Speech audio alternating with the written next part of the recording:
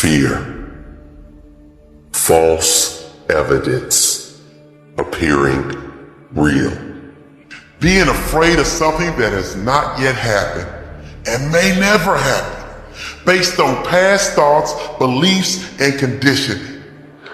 Fear is a part of life. It's a constant. Just like the air you breathe or the beat of your heart, it's always going to be there.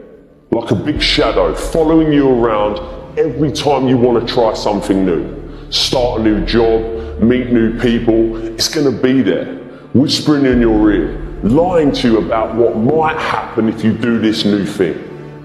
The question is, are you going to let it control you, or are you going to control it?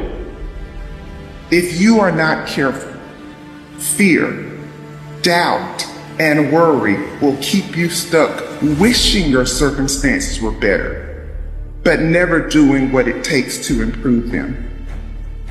It's time for you to pursue what you really want, not what others want for you, not what others expect from you, but you gotta pursue what you really want with everything you've got. So deciding as you look at your life, as you look into the future and say, what fears am I holding on to?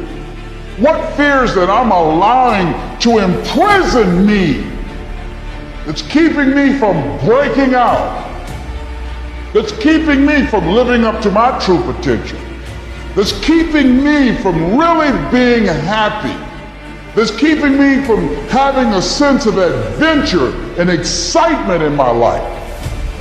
You need the courage to treat failure as an opportunity to more intelligently begin again. You need to overcome the fear of failure by doing the things you fear over and over until the fear is gone. And then by resolving to bounce rather than break when things don't work out for you. You need the courage to turn toward danger continuously, to face the things you fear. Nobody wins the Nobel Peace Prize, or writes a bestseller, or even lifts a barbell at the gym without feeling hopelessly incapable at some point. The reason they feel incapable? Because they are.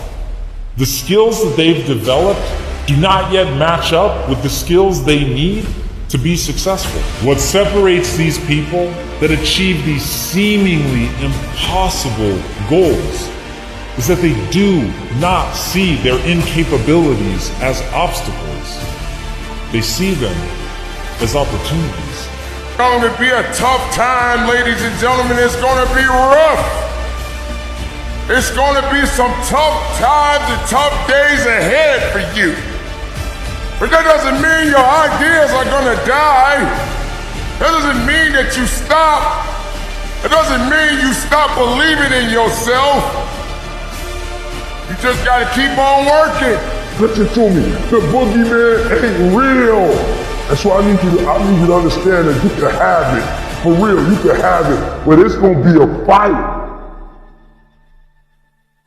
As you go toward your goals and your dreams, spring forth with a mighty faith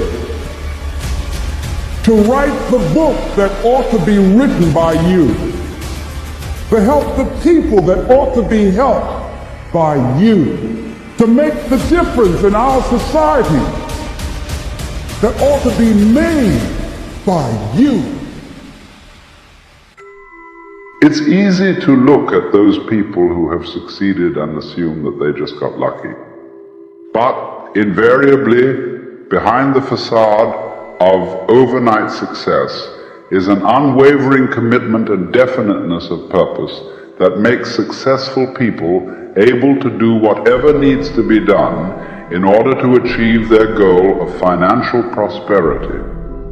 Whether your dream is to become a famous dancer or to become free of financial worries, you must set that goal as your definite major purpose and refuse to allow anything to pull you from that course. To reinforce the point, consider this. They who have no central purpose in their life fall an easy prey to petty worries, fears, troubles, and self-pitying, all of which lead, just as surely as deliberately planned sins, to failure, unhappiness, and loss. A man should conceive of a legitimate purpose in his heart and set out to accomplish it. He should make this purpose his supreme duty and should devote himself to its attainment, not allowing his thoughts to its attainment, not allowing his thoughts to wander away into ephemeral fancies, longings, and imagining. Erratic action toward your goal will produce an erratic result. Our card reminds us that willpower is but the unflinching purpose to carry a task you set for yourself to fulfillment. If I set for myself a task, be it ever so trifling, I shall see it through. How else shall I have confidence in myself to do important things? What is it that you most want to achieve? Whatever it is, decide your goal and remind yourself of it every day as soon as you wake up. Make everything you do lead to that outcome. Winners are people with definite purpose in life. Take action. Lack of decision-making skills is near the head of the major causes of failure. So if not knowing what your definite major purpose causes obvious challenges toward its attainment, then changing your mind every 5 minutes about the target comes a pretty close second. After all, how can the invisible forces of the infinite intelligence mobilize to convert emotionized thought into reality if you keep changing your mind? Procrastination, the opposite of decision. The opposite of decision is a common enemy which practically every man must conquer. Procrastination is motivated by shame. People put off tasks, either consciously or unconsciously, because they believe they will experience shame if they complete the task. Perhaps they feel their efforts won't be good enough, or that their position of authority could be questioned if their attempt is unsuccessful. It is therefore safer to procrastinate and blame external sources for lack of results than to try and have to admit failure.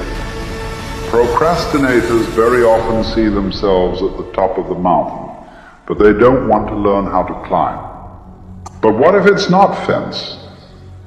Sitting, that's slowing you up, but inability to make decisions in the first place.